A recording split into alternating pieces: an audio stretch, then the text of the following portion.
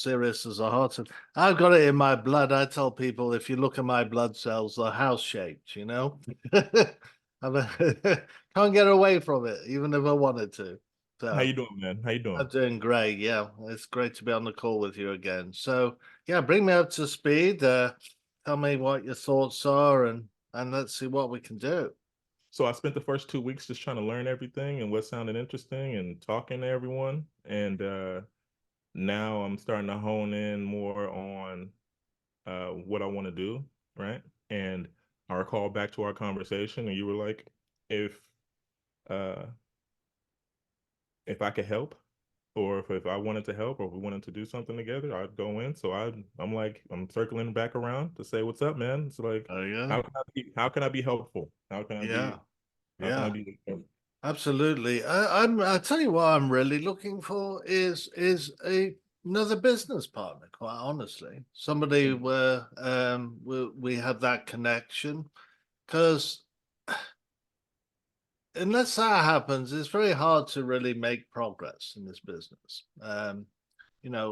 So it's more about going deeper, and that's why I was thrilled to see you wanted to book another call with me, Mm. because it really is whosoever. I think if you've got the drive and the persistency and you want to see this succeed, Mhm. then that's the ingredients for success. Knowledge comes just by studying, so that can always be added into, and we learn every day anyway with real estate. There's so much to learn, right? Yeah, yeah. So you bring a willing heart, and that we can work on it. Like any relationship, there's always things to iron out and work out and develop and adapt and what have you.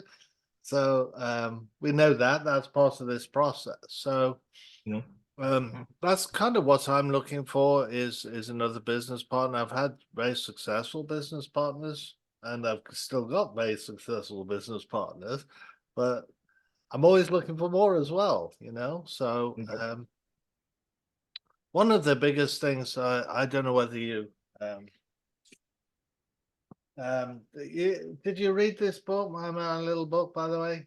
The cautionary tales one? Yeah. No, I pre-ordered, or I ordered the latest one. Oh, Let good. me Okay. see. Cautionary tales. Yeah, because it's only 26 pages. It takes like 5 minutes to read, but it gives you some of the problems I've been through, and really, from my story, if I had known it, what I found out 2 weeks ago, I would have probably still had all my properties. So I'm glad I found out about it now. And that's economic legal access to counsel, right? So, because in real estate, the biggest thing I'm sure you would agree is you need attorneys, right? Whether we like it or not. I think that's for everywhere. I think that's for everywhere. Everywhere. That's Yeah. right. Not just real estate. That's Yeah. exactly right. Personal life as well. Yeah, that's exactly right. So it's a major component to thinking out how that's going to be set up. And I know the first time round, I didn't have the capital to put an attorney on retainer, right? I mean, they're expensive. Well, they're 750 an hour or Right. something. It's crazy, and the rich guys, we see them, they have an army of attorneys on A retainer, team. right? I Yeah. mean, Whole team. like we know Donald Trump, right, has he gets sued every day or every week or something. All He's right. all The book is ordered and it's on its way. fantastic. So the point I'm making is that I came across Legal Shield. Have you heard of them? I have. Okay.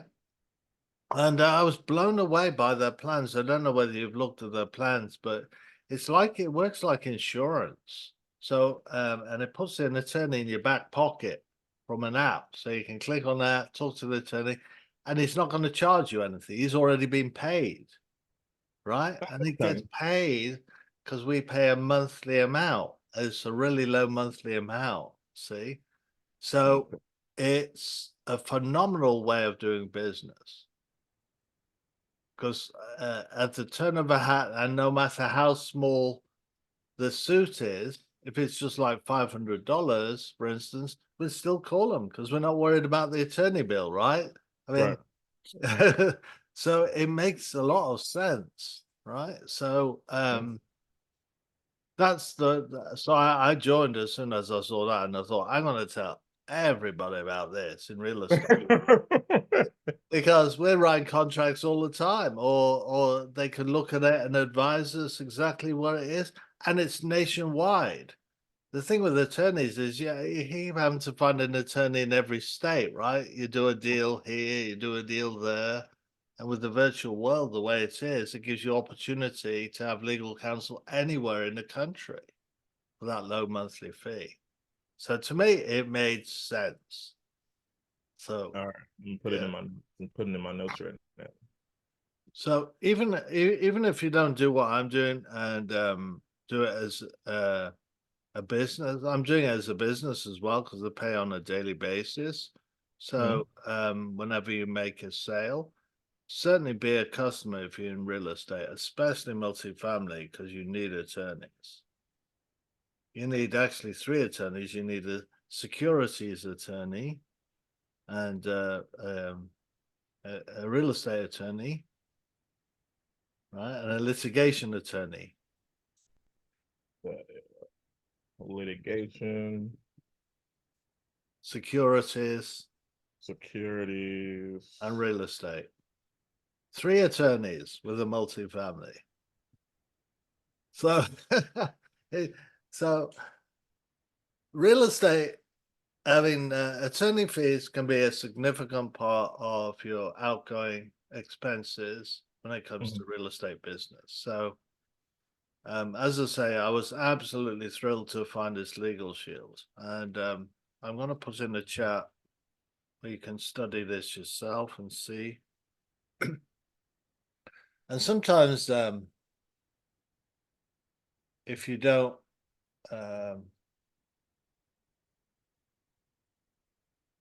if the legal side of it, whatever your case is, if it doesn't cover, if Legal Shield doesn't cover it all, you at least get a 25% discount.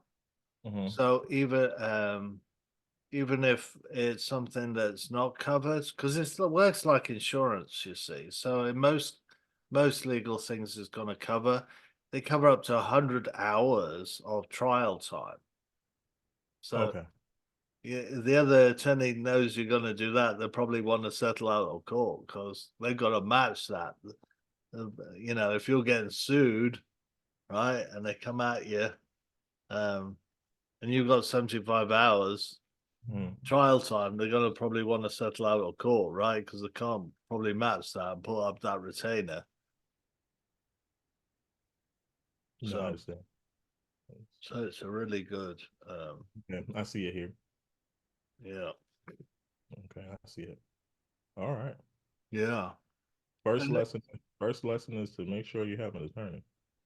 it really is. I mean, I don't think. I mean, Pace has got Sean Declare right in his back pocket, Yeah. but every now and again, I don't know whether you've been on his Zooms where he shows you Sean Declare's bill. I mean, he's literally paying around $10,000 to $15,000 a month on legal. Yep. 15K a month. It's kind of crazy, isn't it? I mean, well, Pace is doing a lot of stuff. So Well, Legal Shield will cover most of that, or give a 25% discount. So, I, and these attorneys, they're already paid by the company. You see, that's Mhm. this the only one doing it, and so it's millions of dollars on retainer. So the attorneys aren't worried about the clock when they're calling you. Mm.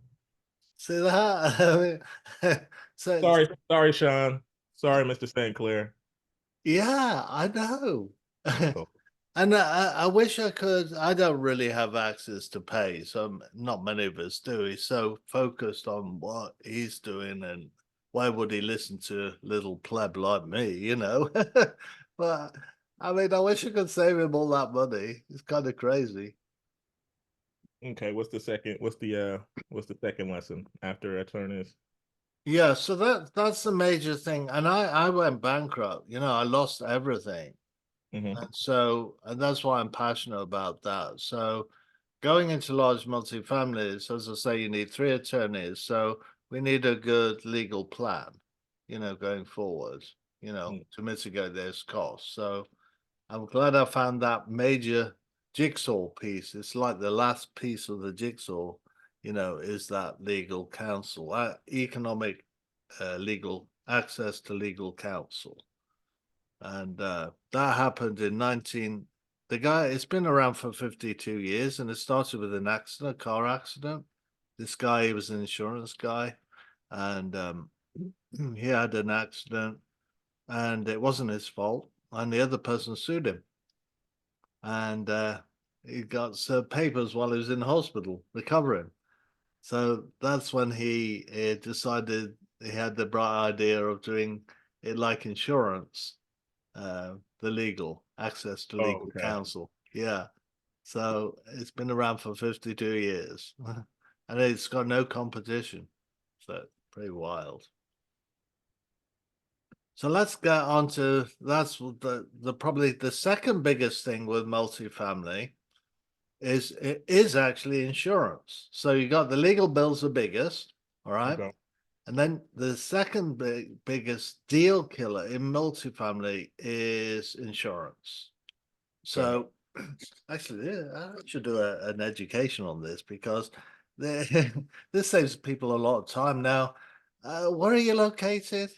San Francisco, California. Oh yeah, you're well away from this weather. I'm in Knoxville, Tennessee, and we're getting the remnants of Hurricane Helene hit the Florida coast. That's a Cat 4. Oh, That wow. thing was nothing a few days ago. Rapidly intensified and became a catastrophic hurricane that's hit Florida, Georgia, and now it's hitting Tennessee. Oh This no. is very unusual, actually. But I say that because with large multifamilies, you've got to avoid high insurance costs. Most um, insurance ways gone up a lot, and it's been a deal killer. Is all the hurricane prone areas. So all along, the Texas, all along the Gulf Coast, or Florida, and up the East Coast, insurance is crazy, and so we're not interested in those areas. It has to be further inland, preferably, 100 miles inland. You're still going to Wow. get rough weather, and insurance is probably going to be high on the flooding side because we're on, for instance, this, as I say, we're on flood alert right now, and we're in Tennessee. We're as far inland as you can possibly get, but we're still getting flooded. Yeah, But you guys get all that other stuff over there yeah. on out of the country. And so one of the things I learned in the workshop, which was really interesting, is you can look at the rating of the local fire department, and that it tells you whether it's a good area for insurance, and Mhm. so the higher the rating, I forget what they talked about, but there's a rating. You can look it up. Google's our best friend, right? The higher the rating of the fire department, the lower the insurance will be, and so that's those areas specifically are very good where there's good fire support. Higher the rating of the fire department. Yeah. So when you're looking at multifamily, you look at that. You look at we like C class buildings in a B class location. So that's the third thing that we look at is the location. It's funny, it's real estate, right? It should be location, location, location, but it's the third on the list. Okay. So you got legal, you got insurance, and then it's location. Yeah, Okay. yeah, because the first two knock you out of the game unless you got the legal right, because that's a huge cost. Three attorneys, as I say, and you got to figure that out. And Legal Shield will do that. So that's got that. And then insurance, it just doesn't cash flow if the insurance is too high. So we're not going to buy on the coast. We're Okay. not going to buy in Galveston, for instance. All right, that was hit by a hurricane. Yeah. So don't buy on the Post, coast. yeah, or Katrina, right? It's post those major hurricanes, Yeah. Katrina, and things like that that ruin it. Insurance companies just won't do it. So then location is a B class location. A good school district is the next thing to look at. So especially if you're more than one bedroom. So if you're looking at a multifamily, it's 2 bedrooms or 3, you must consider the schools. If they're just 1 bedrooms or studios, you don't need to worry about schools. So Yeah. Okay, that makes sense, though. yeah. So, but if there are 2 or 3, you might like to look at the complex and see if it's got, facilities for children. It might be a little playground area, play area, or something where they can run around. That's important for families. They need somewhere where they can let off the energy and yeah, they're not playing video games all the time. So yeah. Or maybe they are. I mean, I'm out of touch. Then I have to come outside again. Yeah, that's right. I used to play outside when I was a kid. I get on my bike. That's I remember my first Huffy bike. I remember that. This is a blue and silver Huffy bike. yeah, I yeah. remember. So then of course then it's the condition. The next thing is the condition of the building because you got to work out the capex that you need to restore it to move in ready each unit. So you look at the capex. Now, typically, what we like is no more than 10,000 a door. So you could almost sing that, no more than 10,000 a door to fix them up. No more than 10,000 a door, yeah. 2,000 a door. And then I like to know how many square foot the cam areas are. Um, that's important. Oh, what you say? Square foot The, of the the cam, yeah, the common areas. So clubhouse, swimming pool, that okay. sort of thing. Gym. What sort of facilities are there? Basketball court. A Woo, pet, excuse a pet park is good if there's areas where you could develop into a pet park, maybe if there isn't one. So we're looking at like value add, that sort of thing. So me. common areas. How many square foot common area is there inside, and then how much is outside? Ooh, You excuse know, me. so development potential. Because one of the things apart from rent is we love the pet rent, right? The monthly amount that increases the thing. We like coin laundry. We like covered parking. We like reserve parking. We like valet laundry. We like valley trash. All these we like vending machines. Um, so we call all that like valley, and we call that value add. So we look at the potential on that. Okay. Yeah. Okay. Let's see. And then another big expense that's really throwing things away is landscaping. So is it Ooh, excuse mainly me. paved? Is it lawn? Uh, how much maintenance does it require? Are the old mature trees threatening buildings or cars? Does any trim work need to be done? Clearing of, you know, the landscape, the area landscape. So Oh man. that can soon mount up because you can be, well, $1,500 a tree, and trimming a tree. for example, and if there's a whole bunch of trees around, um, so we usually like around 10% on capex. So if it's more than that, usually it's probably not going to work out too well. We will consider it. I mean, every deal is unique. I'm giving you quite a long list here. I hope it's not too much, but Nope, I'm taking all my notes inside of Chat GPT. yeah. And this call is also Recorded. recorded as well, so you can review it, and I know it's a lot of detail. Try to give you as much as possible. Thank you very much. Yeah, Thank you. that's all right. It save a lot of time.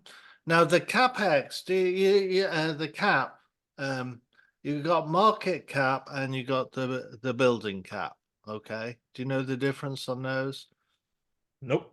Okay, so there's a little educational video I've got on that on my channel, YouTube channel. You can watch that. But the market cap is taking into consideration all of the within up to 5 miles radius, the cap of the other multifamilies. So we average that out, and that gives us So the market cap.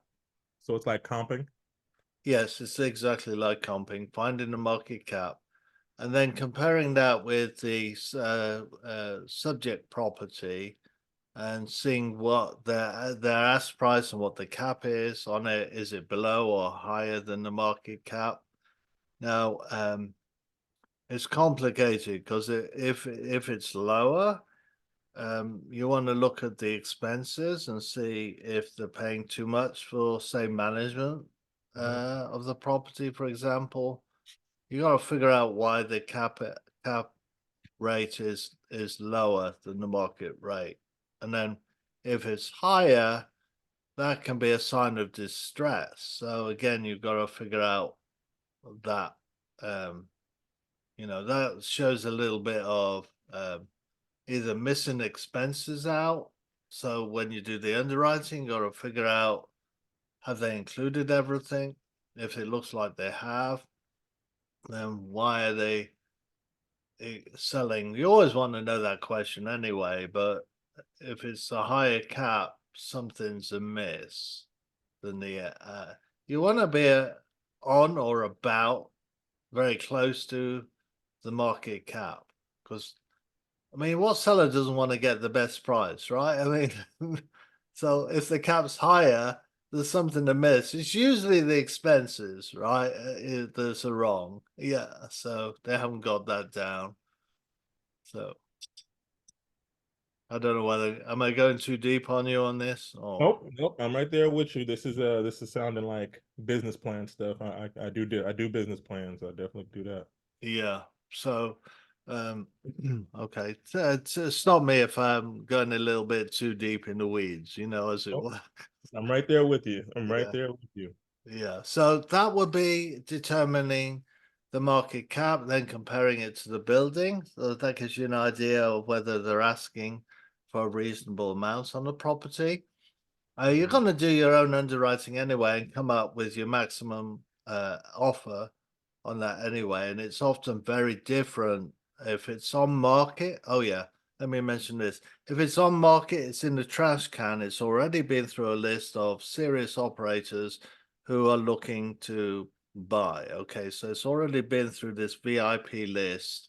And so when it's listed on the market, it's almost a last resort.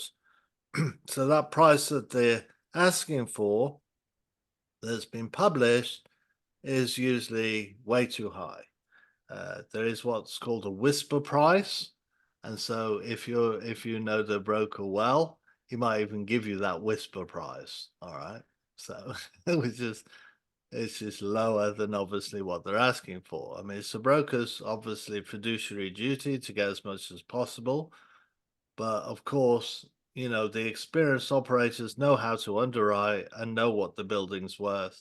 So I don't know why they even bother doing that. That's just wasting everybody's time, I'm hoping that a newbie will buy that. I mean, it doesn't make sense, not at the large multifamily level, because these are usually syndicates. Okay. Oh, okay.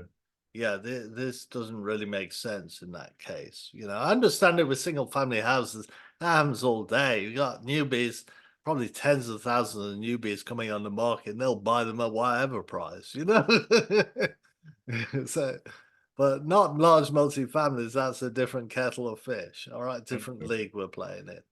Yeah. So that's the cap, and then we do the underwriting, and we work out how much is a fair market value for each door. Okay.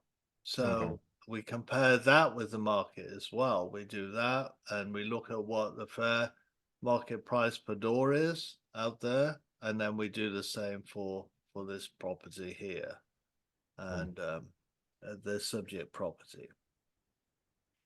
got it. Yeah.